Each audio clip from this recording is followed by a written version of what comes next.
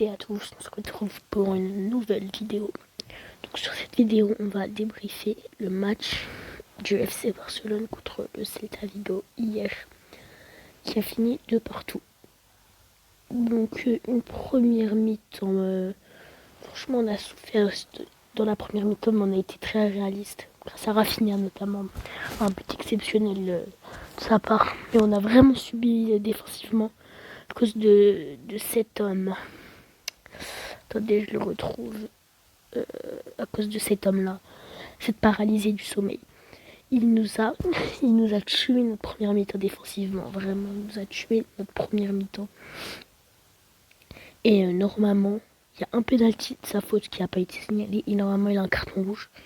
Et le carton rouge, il a eu des répercussions dans ce match. Parce que on va reparler de ça plus tard. Mais le carton rouge, il a eu des répercussions dans ce match. Il a eu des conséquences. Et ensuite, une deuxième mi-temps où on arrête de subir, mais on n'est pas forcément meilleur, offensivement en tout cas. Mais défensivement, l'entrée de cet homme-là, donc de Hector Fort à la place de Gérard Martin, elle a été très bonne. Forcément, on voit directement la différence parce que je sais pas pourquoi Flick continue de forcer avec Gérard Martin, alors que franchement, il a aucune qualité. Il a zéro qualité. On a vu directement dès l'entrée d'Hector Fort que ça a été beaucoup mieux. On a largement été beaucoup plus serein défensivement.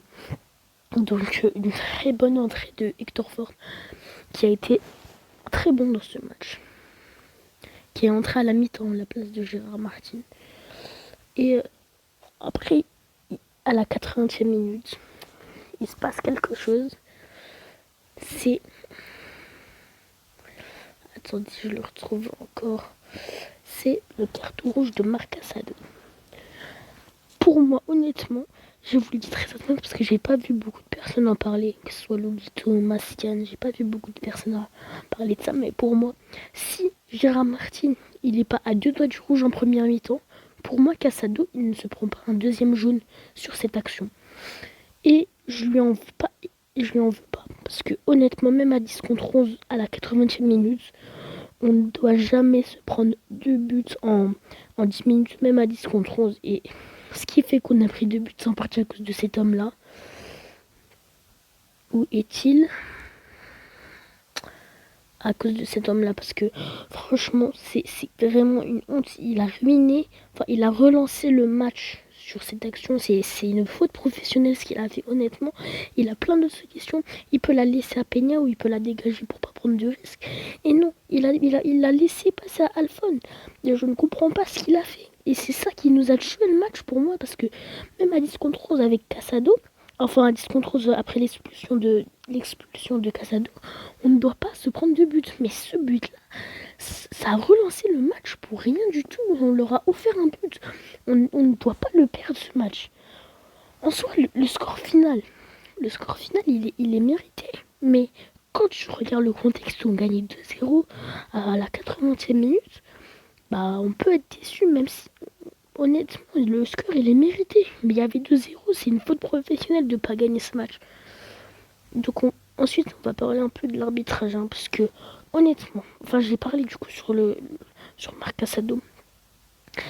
Déjà pour moi sur Gérard Martin, ça se siffle, le penalty se siffle.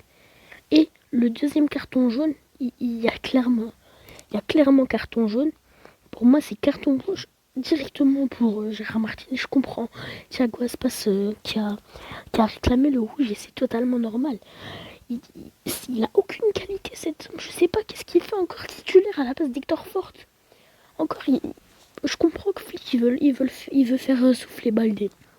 Mais il y a Hector Fort, il y a plein d'autres solutions. Autant chercher un autre joueur de la Masia. Au lieu de mettre Gérard Martin ici. Je comprends pas son choix. Et c'était pas la seule erreur dans ce match. Parce que le deuxième carton jaune de Casado, je vous l'ai déjà dit tout à l'heure, pour moi, il n'y a pas de deuxième carton jaune si Gérard Martin n'était pas à deux doigts du rouge en première mi-temps. Donc, voilà. Ensuite, j'ai pas trop parlé de Lamine Yamal. On est dépendant d'un gamin de 17 ans. Je comprends pas, c'est pas normal.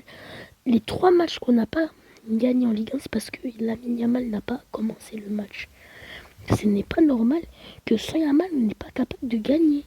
C'est vraiment pas normal. J'espère qu'il sera là au moins pour le match de mercredi contre Brest. Mais bon, c'est vraiment grave. On va parler ensuite à Iñaki Peña, évidemment. Iñaki Peña, il a fait un très bon match. Hein. Mais sur les 2 buts, il peut absolument rien faire. Il a arrêté plein de grosses occasions de 1 contre 1 et il en a sauvé plein. Et la frappe de Ilech Moriba, là, du milieu de terrain, il a sauvé, c'était exceptionnel. Franchement, il a fait un très bon match et il commence à gagner sa place des titulaires devant Chesney, honnêtement. Au début, j'avais des doutes, mais il a été très rassurant aujourd'hui. On va parler de cet homme parce qu'il était seul au monde, Rafinha. Il a fait un match stratosphérique.